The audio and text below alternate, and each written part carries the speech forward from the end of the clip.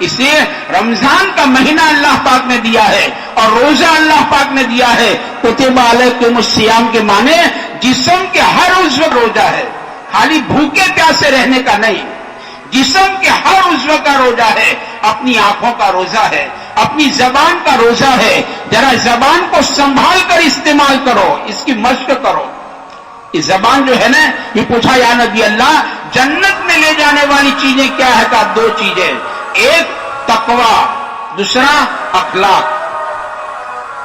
دو چیزیں آدمی کو جنت میں لے جائے گی کہ اندر میں اللہ کا ڈر پیدا کرے، اللہ کا خوف پیدا کرے، اپنے اندر تقوی پیدا کریں اور اپنے اخلاق کو اچھے کریں. اپنے اخلاق، اپنے اندر اخلاق حمیدہ پیدا کرے. اسے حضرت جی فرماتے رحمۃ اللہ علیہ حسن معاشرت کا خلاصہ ہے ہم سے کسی کو تکلیف نہ ہو، اور حسن اخلاق کا خلاصہ ہے ہم سے ہر ایک کو نفع پہنچے. اپنی زندگی ہم ایسی بنائیں. رمضان کا مہینہ جو ہے نا، اپنی ذاتوں کو سنوارنے کے لیے اللہ پاک نے دیا ہے کہ اپنی ذاتوں کو سنوارو. اپنے اندر اس کا یہ رمضان کا مہینہ غمخواری کا مہینہ ہے. غمخواری کے معنی کیا ہے؟ آدمی غمخوار بنے. حضرت نظام الدین اولیاء فرماتے رحمۃ اللہ علیہ کہ قیامت کے بازار میں اللہ تعالیٰ سب سے اونچا بھاؤ دیں گے، ہائی مارکیٹ وہ غمخواری کا دیں گے. اس نے اللہ کی مخلوق کے ساتھ غمخواری کا معاملہ کیا تھا.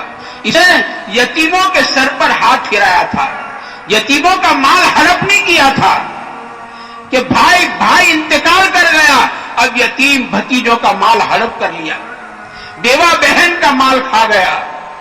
نہ، اس نے یتیموں کے سر پر ہاتھ پھیرایا تھا، بیواؤں کے آنسو پوچھے تھے، کسی کے گھر کا بوجھا ہوا چولہا اس نے جلایا تھا، کسی گرتے کو اس نے تھاما تھا.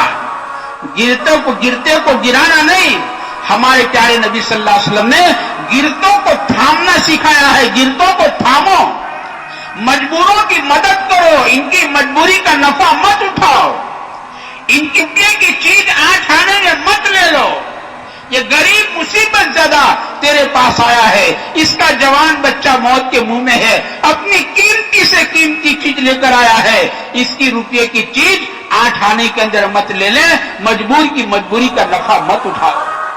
اس ایک آدمی حضرت غوث پاک رحمۃ اللہ علیہ کے پاس آیا، بڑا رئیس آدمی تھا اور اشرفیوں کی تھیلی لے کر آیا کہ حضرت یہ آپ کی خدمت میں ہدیہ ہے، قبول کرو.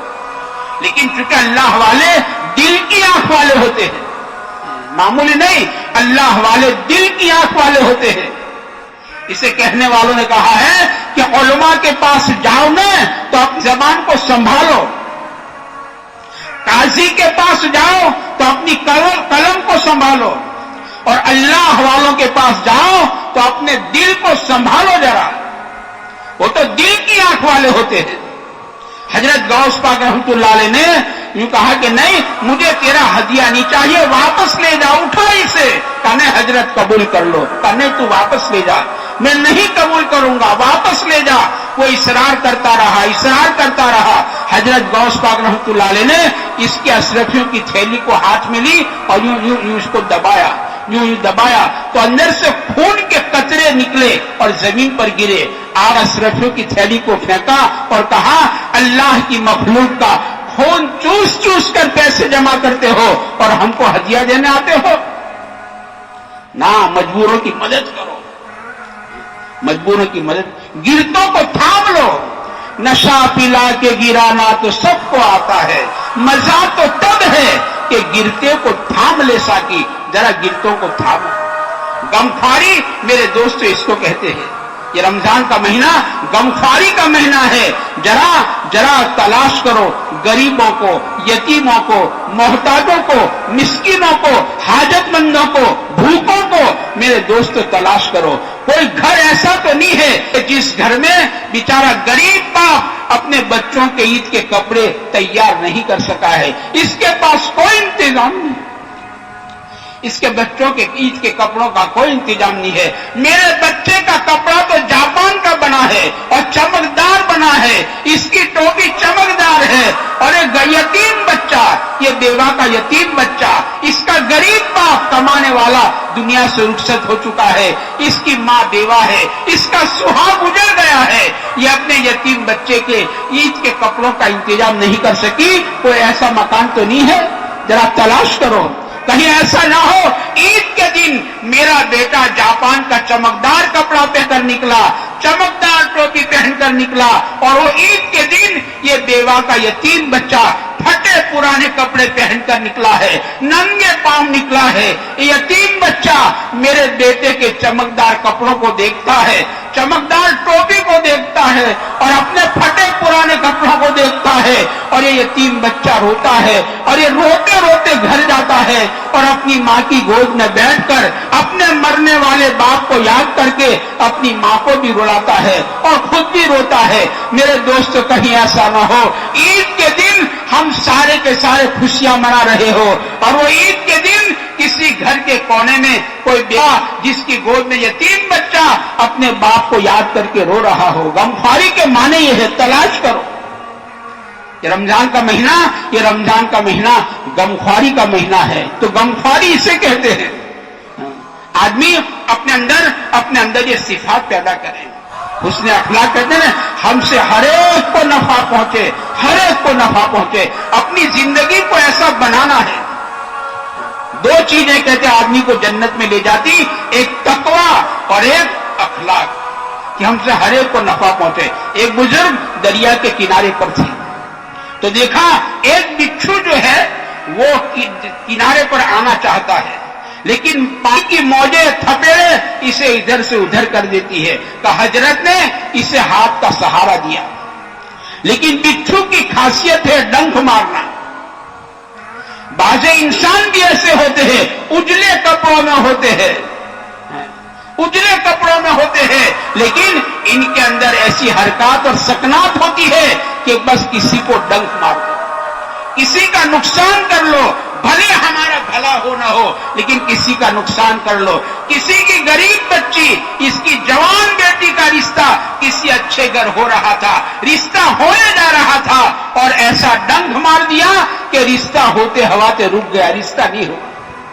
کسی کا کام بن رہا تھا، ایسا ڈنک مارا کہ اس کا بنتا ہوا کام بگڑ گیا۔ یہ بچھو آدمی کہتے صفات کے اعتبار سے یہ بچھو جیسا ظاہر میں بھلا انسان نظر آتا ہے، اجلے کپڑوں میں نظر آتا ہے، اس کے حرکات اور سکنات بچھو جیسے ہوتے ہیں کہ لوگوں کو ڈنک مارو، لوگوں کو تکلیف پہنچاؤ، زبان سے ایسے بول ڈالو کہ اس کا دل ٹوٹ جائے۔ یہ بچھو ڈنک مارتا ہے، ایسے زبان سے بولے کہ بیچارے کا دل ٹوٹ گیا، اس کا دل ٹوٹ گیا۔ ایسے زبان سے بولے کہ دو مسلمانوں میں آپس میں لڑائی ہو گئی، مسلمانوں میں گروپ بڑھ گیا، مسلمان بٹ گیا، زبان سے ایسا ڈنک مارا، ایسا بولا کہ مسلمانوں میں توڑ ہو گیا، گروپ پڑ گیا، دو بھائی میں لڑائی ہو گئی، میاں بیوی میں لڑائی ہو گئی۔ ایسا ڈنک، یہ ڈنک کس کو کہتے ہیں؟ یہ ڈنک کہتے ہیں قیامت کے دن اللہ تعالیٰ ایک آدمی کو بلائیں گے اور کہیں گے اس کو جنت میں داخل کر دو۔ ارشاد ہوگا اسے جنت میں داخل کرو، فرشتے عرض کریں گے باری تعالیٰ اس کے اعمال میں نیکیوں کا دفتر بہت ہلکا ہے، گناہ کا دفتر بہت بھاری ہے، اور فیصلہ جنت کا ہو رہا ہے، تاکہ ہاں اس نے ایک موقع پر ایسی بات زبان سے نکلی تھی کہ دو مسلمانوں میں جوڑ ہو گیا تھا، دو مسلمان ایک ہو گئے تھے، دو پارٹی ایک ہو گئی تھی، یہ ہمارے نزدیک بہت بڑی نیکی ہے، اسے جنت میں داخل کر دو۔ پھر ایک آدمی کو بلایا جائے گا، ارشاد ہوگا اسے جہنم میں جھونک دو، تو فرشتے اپیل کریں گے باری تعالیٰ اس کا نیکیوں کا دفتر بہت بھاری ہے، بہت بھاری ہے، اور اس کے گناہ کا دفتر بہت ہلکا ہے، اور فیصلہ جہنم کا۔ ہاں اس نے ایک موقع پر ایسی بات زبان سے نکالی تھی کہ دو مسلمانوں میں توڑ ہو گیا تھا، مسلمان لڑ پڑے تھے، میاں بیوی میں توڑ ہو گیا تھا، مسلمانوں میں گروپ پڑ گیا تھا، یہ ہمارے نزدیک بہت بڑا گناہ ہے، اسے اوندے منہ گھسیٹ کر جہنم میں جھونک دو۔ یہ آدمی کی حرکات اور سکنات ہوتے ہیں، زبان ڈنک کہتے، اس کو ڈنک کہتے ہیں۔ تو جیسے بیچھو کی خاصیت ہے ڈنک مارنا، تو بیچھو نے فوراً ڈنک مار دیا۔